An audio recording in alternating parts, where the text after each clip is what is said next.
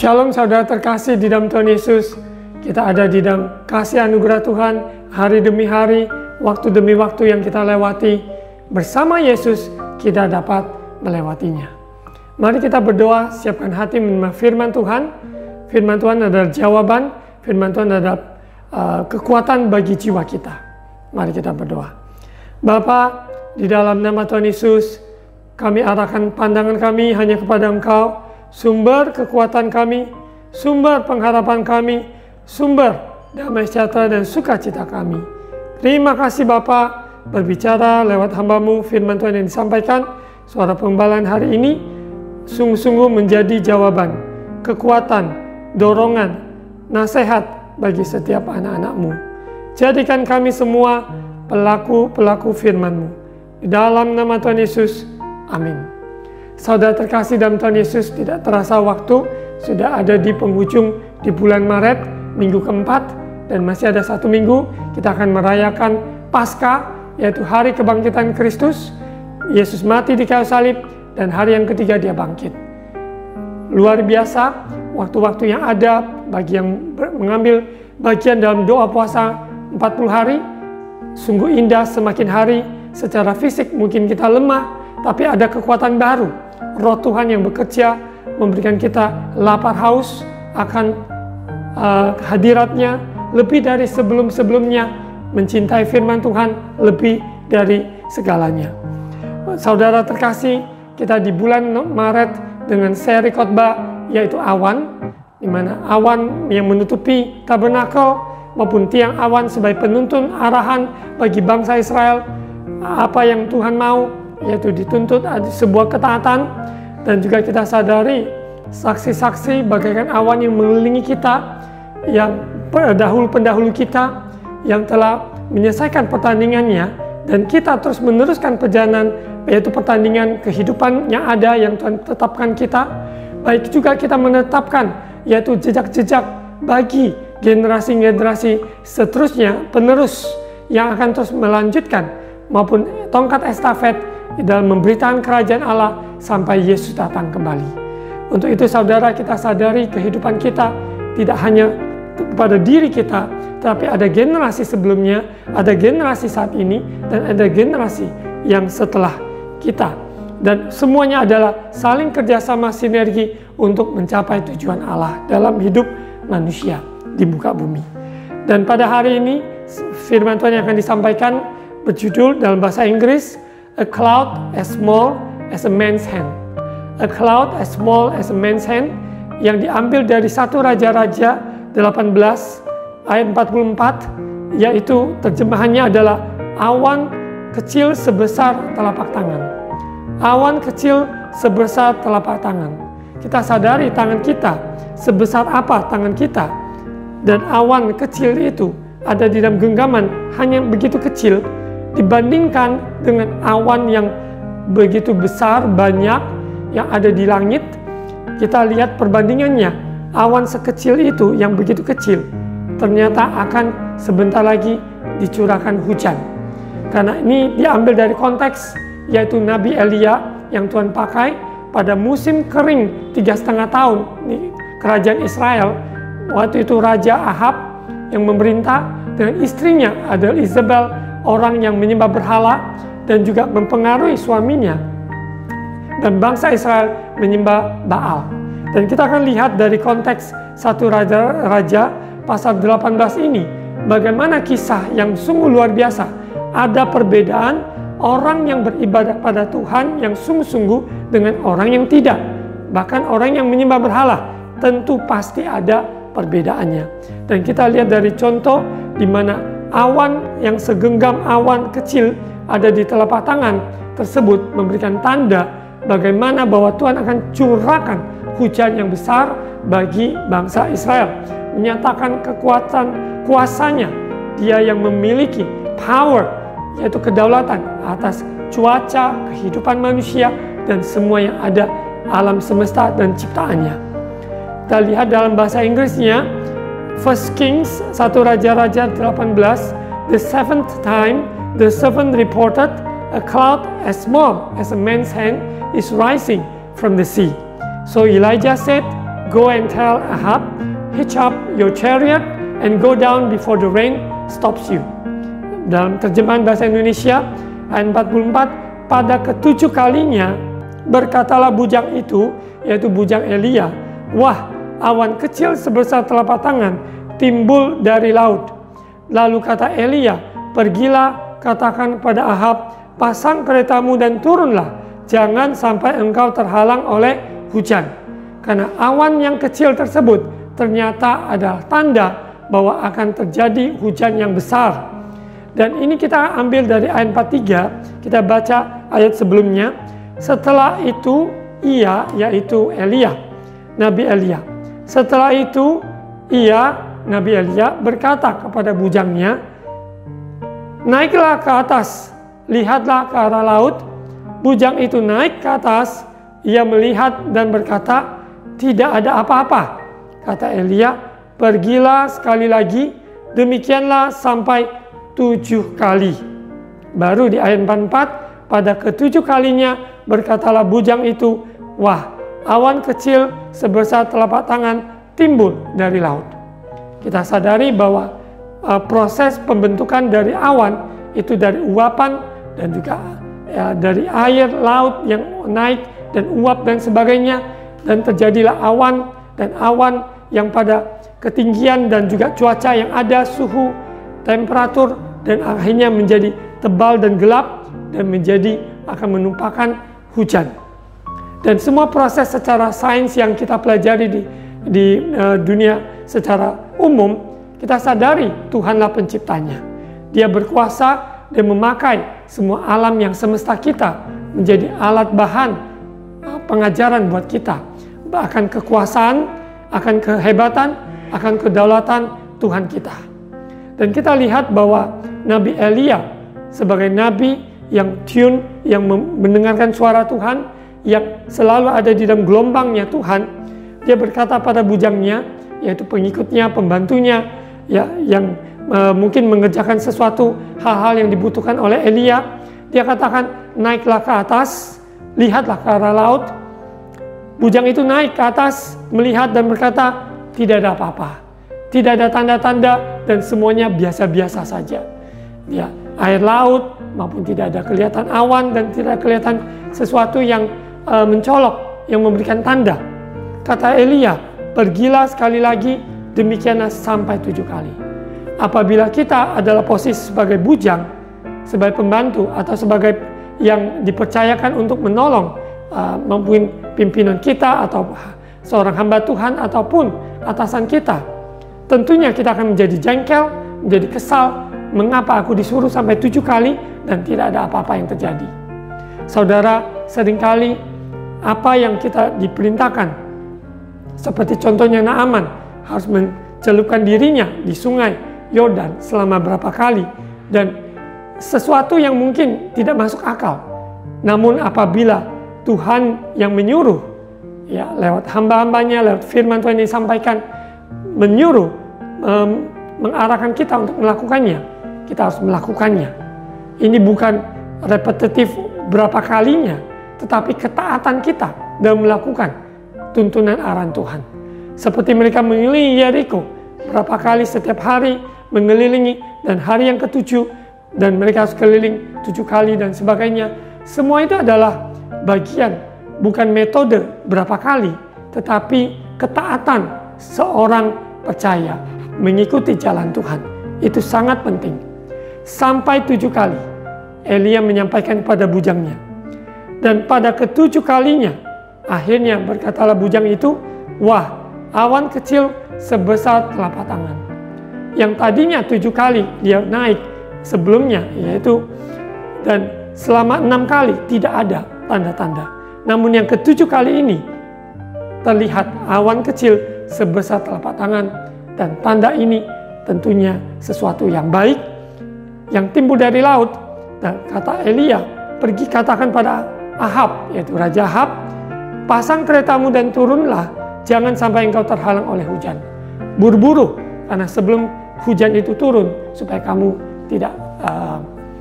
tidak kedapatan, maksud dalam hujan yang begitu luar biasa, sehingga dia tidak menghalangi dia dalam perjalanan dia pulang.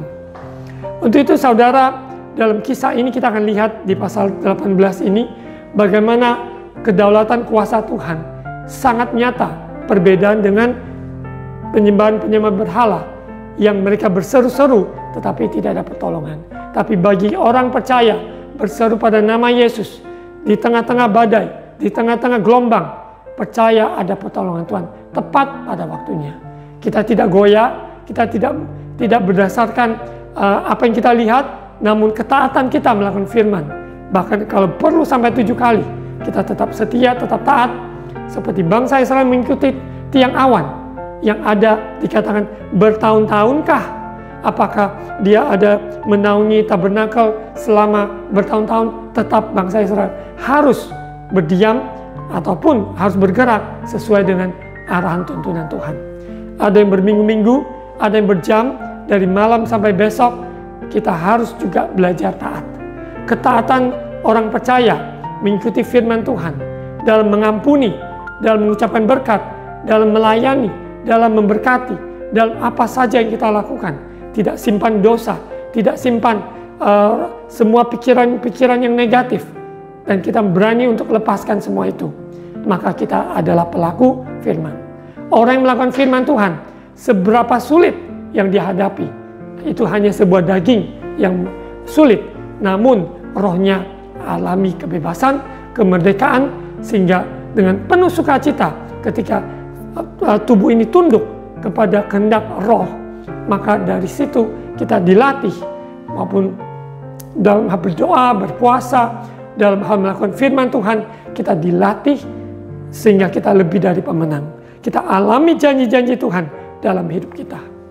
Saudara terkasih, sekalipun saudara belum melihat, namun percaya janji Tuhan ya dan amin.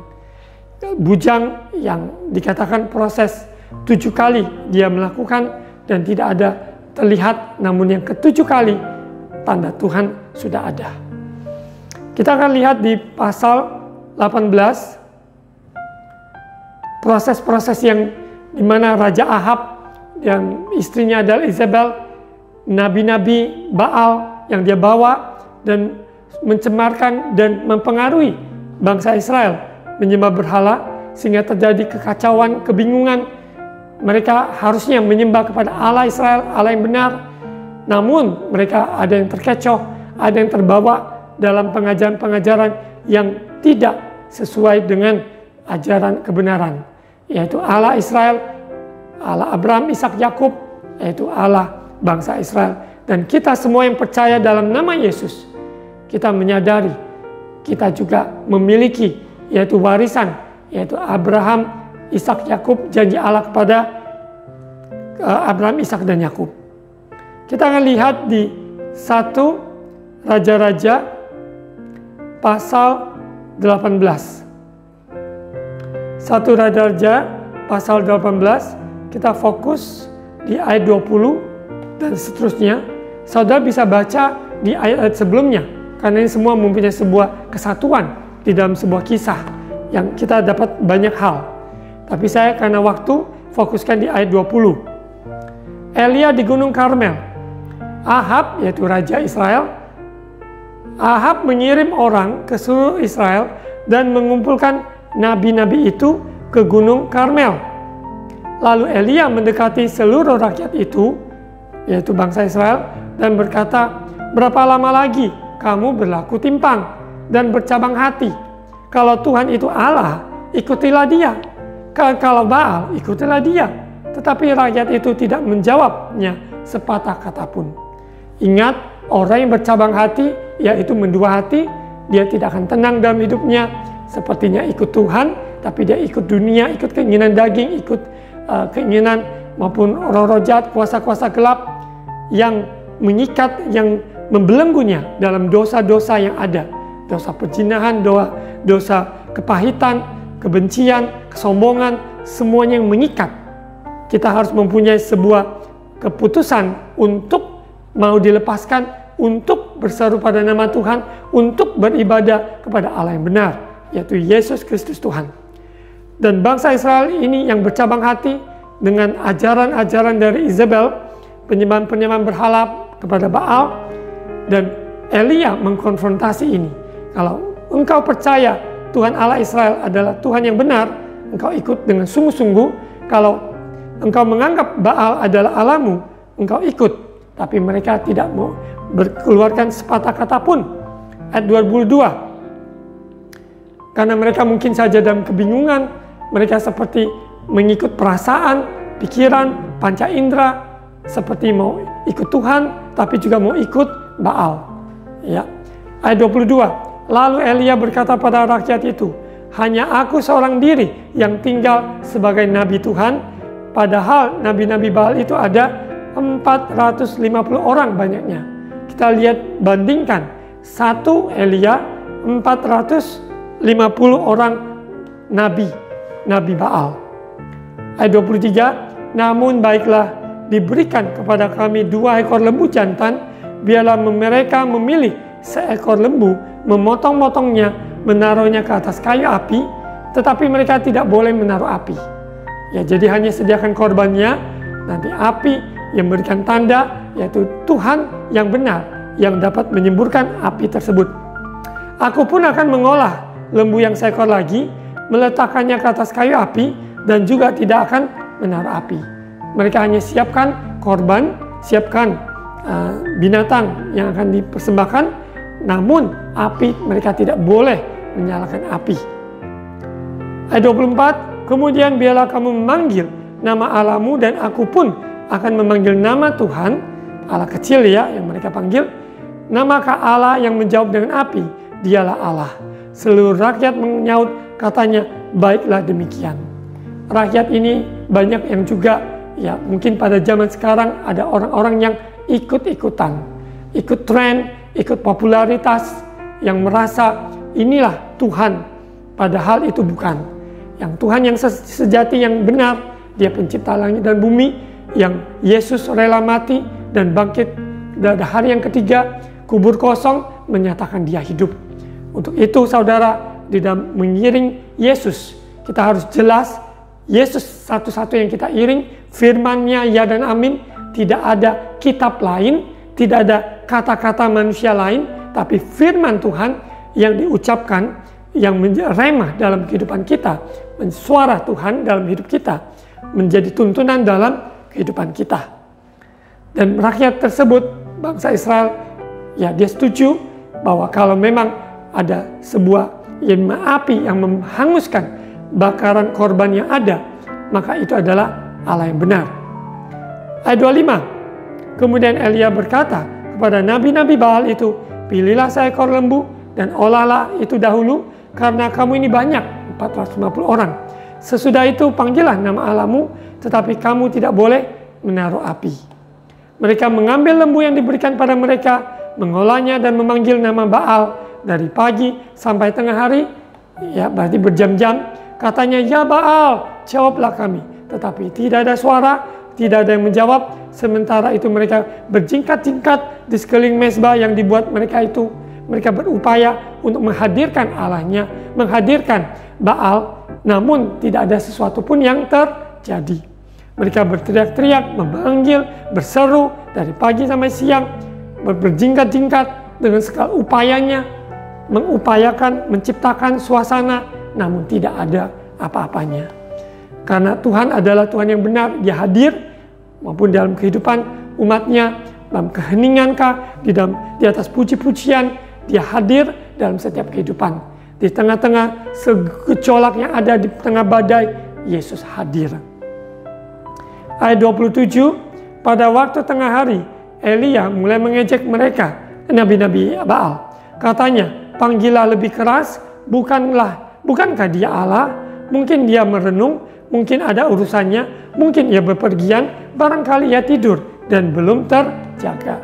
Jadi Elia dikatakan ya, maksudnya memberikan kontras, mengejek kepada yaitu nabi-nabi Baal. Kalau memang itu adalah Allah yang benar, Dia akan mendengarkan, ya. Dan tidak ada respon sampai sekarang ini, saat ini. Ayat 28, maka mereka memanggil lebih keras serta menoreh-noreh dirinya dengan pedang dan tombak seperti kebiasaan mereka, sehingga darah bercucuran dari tubuh mereka. Ya, penyembah-penyembah berhala selalu ditandai dengan mereka menyiksa dirinya maupun memotong lidah ataupun bagian tubuhnya dan sebagainya sehingga ada cucuran darah. Namun kita sebagai orang percaya, kita bersyukur darah anak domba Allah, Yesus Kristus, sudah menanggung segala dosa umat manusia sehingga kita tidak perlu lagi mencucurkan darah. Yang bagian kita adalah mempercayai iman karya Yesus yang sempurna dan menghidupinya dengan penyerahan total, pertobatan yang sesungguhnya. Disitulah kemenangan yang Yesus janjikan kita alami, kita peroleh, kita hidupi. Dan kemenangan itu dari 2000 tahun yang lalu sampai sekarang, sampai Yesus datang kembali, kita hidup dalam kemenangan. Kita lihat apa yang terjadi di ayat 29. Sesudah lewat tengah hari, tadi pagi sampai siang hari, lewat tengah hari, mereka kerasukan sampai waktu mempersembahkan korban petang, tetapi tidak ada suara, tidak ada yang menjawab, tidak ada tanda perhatian. Ya, jadi apa yang terjadi? Nah, nabi-nabi Baal ini, karena mereka menganggap itu Allah yang benar, namun sesungguhnya tidak demikian. Dan kita akan lihat ada perbedaannya. Orang yang sungguh-sungguh ikut Tuhan, orang yang tidak sungguh-sungguh, ada perbedaannya. Orang yang percaya pada Allah yang benar, orang yang tidak percaya pada Allah yang benar, ada perbedaannya. Orang yang mau menyerahkan diri, mengikut jalannya Tuhan yang taat, dan orang yang tidak taat, yang setengah hati, ada perbedaannya. Segala sesuatu di dalam kehidupan orang percaya dengan orang yang tidak percaya, ada perbedaannya. Kita lihat di ayat 30, di sini kita akan lihat perbedaannya. Ada kata Elia kepada seluruh rakyat itu, datanglah dekat kepadaku, maka mendekatlah seluruh rakyat itu kepadanya, lalu ia memperbaiki mezbah Tuhan yang telah diruntuhkan itu, ya, oleh nabi-nabi Baal. Kemudian Elia mengambil 12 batu menurut jumlah suku keturunan Yakub, ya, karena riwayat di mana Allah Israel, kepada Yakub ini telah datang firman Tuhan, engkau akan bernama Israel. 12 batu ini menurut jumlah suku keturunan Yakub. Ia mendirikan batu-batu itu menjadi mezbah demi nama Tuhan dan membuat suatu parit sekeliling mezbah itu yang dapat memuat 2 sukat benih. Kehidupan kita harus selalu membawa korban. Hidup ini, persembahkan tubuhmu sebagai korban yang hidup, kudus, dan berkenan di hadapan Tuhan. Api dari surga, kemuliaan Tuhan yang nyata dalam kehidupan kita. Bukan dibuat-buat atau diupayakan, tapi kita mempersembahkan pujian, syukur, korban, naik ke hadirat Tuhan. Dia yang mengkonsum, yang mengambil alih, yang membakar seluruh kehidupan kita, yaitu dan kemuliaannya. Jadi bukan korban binatang lagi, tapi kehidupan yang sungguh-sungguh mau bertobat, kehidupan yang sungguh-sungguh mengiring Tuhan, kehidupan yang sungguh-sungguh mau taat. Maka itu adalah dupa yang harum yang menyenangkan hati Bapa. Walaupun pujian kita di tengah-tengah kesulitan, di tengah-tengah penderitaan yang ada, kita tetap memuji Tuhan, memuji kebesarannya. Maka jiwaku pun memujimu, sungguh besar Kau Allahku. Then sings my soul, my Savior God to Thee. Maka jiwaku memuji Engkau. Bukan karena kondisinya enak-enak, semuanya tenang, tapi keadaan apapun kita tetap akan memuji Tuhan dalam suka maupun duka, di pagi hari, siang hari, malam hari. Bless the Lord, oh my soul, oh my soul. Kita tetap memuji Tuhan baik dalam kondisi situasi apapun. Ia menyusun kayu api, memotong lembu itu, menaruh potongan-potongannya di atas kayu api itu. Tapi mereka tidak menyalakan api, karena api Tuhan yang bekerja. Tuhan yang menyalakan. Bagian kita adalah mempersembahkan tubuh ini, biarkan Tuhan yang bekerja, rohnya yang dicurahkan sehingga membaharui kita, sungguh menguduskan kita, membakar setiap korban yang ada. Ayat 34, sesudah itu ia berkata, penuhilah 4 buyung dengan air, 4 buyung, ya, dan tuangkan ke atas korban bakaran dan ke atas kayu api itu. Kemudian katanya, buatlah begitu untuk kedua kalinya. Dan mereka berbuat begitu untuk kedua kalinya. Kemudian katanya, buatlah begitu untuk ketiga kalinya, dan mereka berbuat begitu untuk ketiga kalinya. Bayangkan saudara, kayu api tidak boleh basah. Kayu api harus kering supaya ketika menyulutkan api, maka dia akan membakar dengan baik. Namun kalau dibasahi dengan air, dituangkan dengan air, maka kayu itu menjadi basah dan sulit untuk bisa api menyambar, membakar kayu tersebut. Jadi dengan konteks seperti ini, kita sadari ada kemustahilan. Kayu api yang dibasahi dengan air tidak mungkin bisa menyala. Namun kita akan lihat ada perbedaannya. Karena kuasa Tuhan itu tidak dibatasi oleh keterbatasan manusia. Kita lihat mereka sudah lakukan 2 kali, 3 kali, ya. Dan lihat ayat 35, sehingga air mengalir sekeliling mezbah itu. Ada air yang mengelilingi sekeliling mezbah, bahkan parit itu pun penuh dengan air. Jadi ada mezbah, ada parit yang ada di sekelilingnya, itu juga penuh dengan air. Jadi secara ini nggak mungkin api bisa menyambar, ya, dengan konteks yang ada. Kemudian ayat 36, kemudian pada waktu mempersembahkan korban petang, ya, tampillah Nabi Elia dan berkata, ini bagian dari Elia, dia berseru pada Allah Israel. Kalau tadi nabi-nabi dari Baal sudah berseru-seru sekian lama, tidak ada sedikit pun perhatian, tidak sedikit pun respon apapun yang terjadi.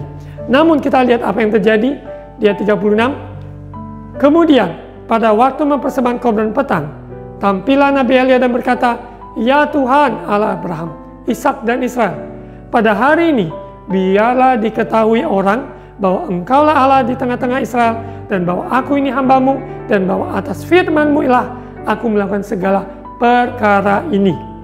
Mari saudara, kita perhatikan kalimat ini, menyerukan pada Allah Abraham, Ishak dan Israel, percaya dan menyatakan deklarasi bahwa Engkaulah Tuhan di tengah Israel, dan kita adalah hambanya yang melakukan perintahnya berdasarkan firman-Nya.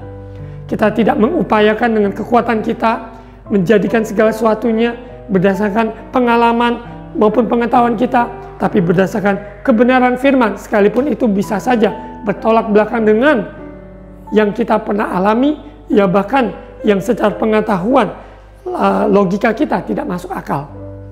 Biarlah kita mempercayai firman Tuhan di atas logika yang ada, di atas pengalaman yang ada, di atas perasaan yang bisa berubah-berubah. Ayat 37, jawablah aku ya Tuhan, jawablah aku supaya bangsa ini mengetahui bahwa Engkaulah Allah, ya Tuhan, dan Engkaulah yang membuat hati mereka bertobat kembali. Saudara, kita berseru pada nama Tuhan, seru pada nama Tuhan, curahkan hujan pertobatan atas kota kita, bangsa kita, atas keluarga kita, bahkan dalam diri kita ada hal yang tidak baik. Roh Kudus singkapkan, insafkan, sehingga kita berbalik dari jalan yang jahat dan hidup kita hidup dalam pertobatan.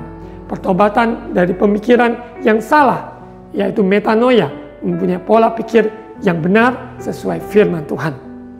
Untuk itu saudara, kita perhatikan setiap proses hidup, selalu hati ini lembut, hati ini siap dikoreksi, hati ini selalu mau mengiring Tuhan. Seperti minggu yang lalu, God discipline His Son, ya, kita adalah didikan, kita diajar, dihajar dalam semua proses, kita adalah anak. Bukan anak gampangan, tapi anak-anak Bapa yang menerima didikan yang benar. Kita lihat lanjut di ayat 38. Jadi pertobatan tidak bisa terpisah dari perjalanan orang Kristen, orang percaya. Ayat 38. Lalu turunlah api, Tuhan menyambar habis korban bakaran, kayu api, batu, dan tanah itu, bahkan air yang dalam parit itu habis dijilatnya. Wah, luar biasa. Ini banyak kemustahilan, di mana kayu yang basah, namun juga air yang ada di parit, semua itu habis jilat oleh api. Api dari Tuhan menyambar habis korban bakaran. Ketika seluruh rakyat melihat kejadian itu, sujudlah mereka serta berkata, Tuhan dialah Allah, Tuhan ya Allah. Yesus adalah Tuhan. Dia adalah Raja di atas segala raja. Setiap lutut bertelut, setiap lidah mengaku Yesus adalah Tuhan. Bukan karena paksaan, tapi karena kita sadari, kita percaya bahwa Dia yang Tuhan yang menyatakan dirinya, menjelma sebagai manusia, datang ke dunia. Yesus adalah jalan, Yesus adalah kebenaran, Yesus adalah kehidupan. Sehingga barang siapa percaya pada namanya, tidak binasa, melainkan beroleh hidup yang kekal bersama Dia. Tidak seorang pun datang pada Bapa kecuali melalui Yesus.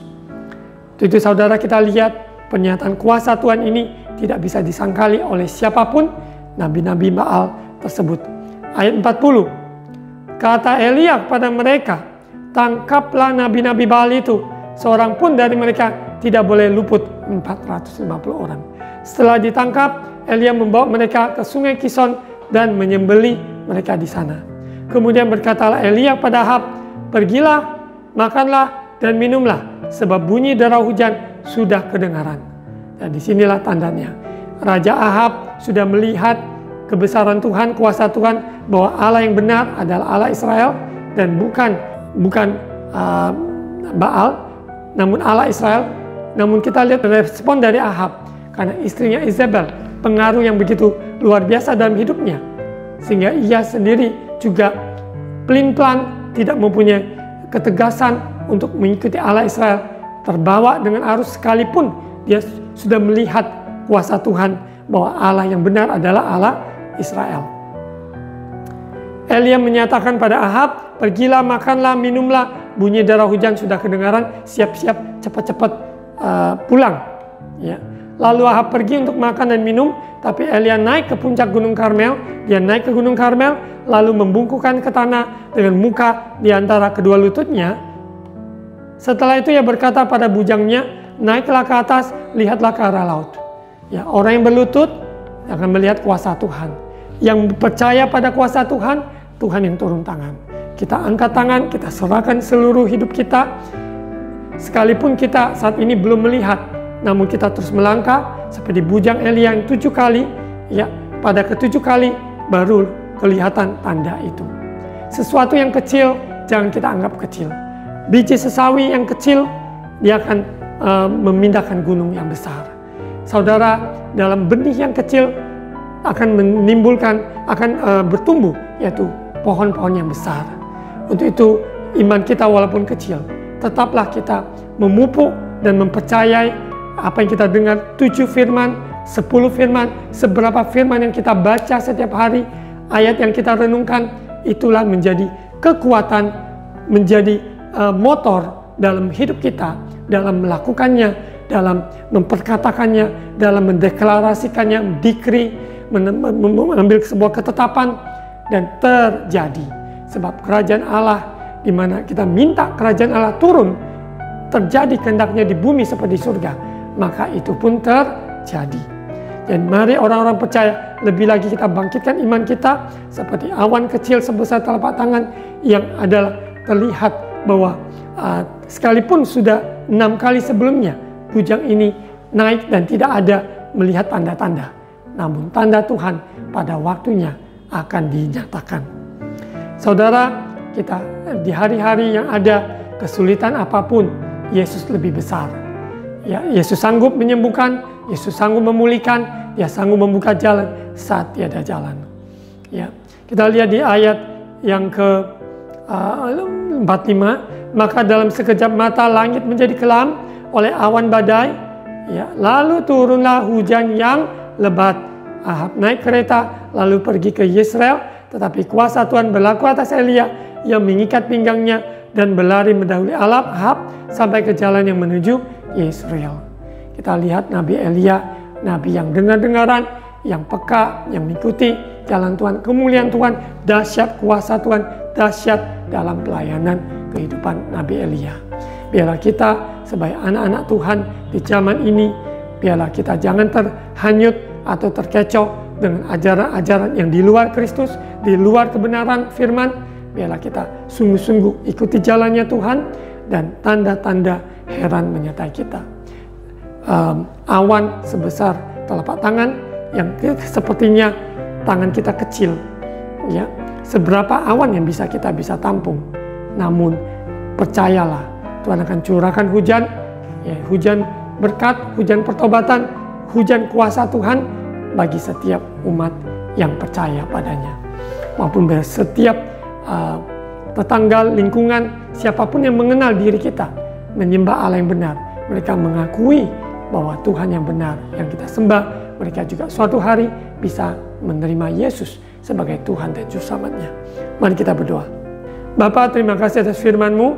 Menyatakan firman-Mu dalam hidup kami, sehingga dalam perjalanan kami sungguh-sungguh ada perbedaan. Orang yang sungguh-sungguh dan tidak sungguh-sungguh pasti ada perbedaannya. Dan pertolongan Tuhan tepat pada waktunya bagi orang yang sungguh-sungguh dalam kehidupan ini mengiring Yesus, taat pada perintahnya, dan hidup dalam kasih anugerah Tuhan karena Roh Kudus yang bekerja berkarya memampukan kami. Terima kasih Bapa, maupun terobosan dalam keuangan Tuhan berikan kelepasan, kelegaan juga di dalam semua apapun yang terikat supaya dilepaskan dalam nama Yesus. Maupun hutang-hutang Tuhan berikan kelepasan. Tuhan juga berikan semangat, sukacita, damai sejahtera bagi yang studi maupun dalam pekerjaan, dalam berusaha, dalam pelayanan, semuanya demi nama Tuhan. Terima kasih Bapa, jadikan kami saksi-saksi yang hidup sehingga orang sekitar kami dapat mengakui bahwa Tuhan Allah Israel yang kami sembah itu hidup dan benar. Terima kasih Bapa, berkati bangsa negara kami Indonesia. Kami bersyukur maupun pengumuman hasil pemilihan umum sudah sah, sudah jelas. Kami bersyukur atas Bapak Presiden yang sudah Tuhan pilih, Wakil Presiden dan semua pemerintah jajarannya ada. Tuhan sendiri jadikan semuanya orang-orang yang takut akan Tuhan. Tuhan memberkati kami juga gereja-gereja Tuhan, hamba-hamba Tuhan bersatu dalam melayani-Mu, mempersiapkan umat Tuhan yang dewasa di dalam Engkau. Terima kasih Bapa. Saat ini saudara terkasih, angkat kedua tangan. Terima ucapan berkat imam. Tuhan memberkati engkau dan melindungi engkau. Tuhan menyinari engkau dengan wajahnya dan memberi engkau kasih karunia. Tuhan menghadapkan wajahnya padamu dan memberi engkau damai sejahtera. Terimalah berkat kasih karunia dari Allah Bapa, cinta kasih dari Tuhan Yesus, persekutuan Allah Roh Kudus menyertai kita semua hari ini sampai Maranatha, Yesus datang kembali. Di dalam nama Tuhan Yesus, amin.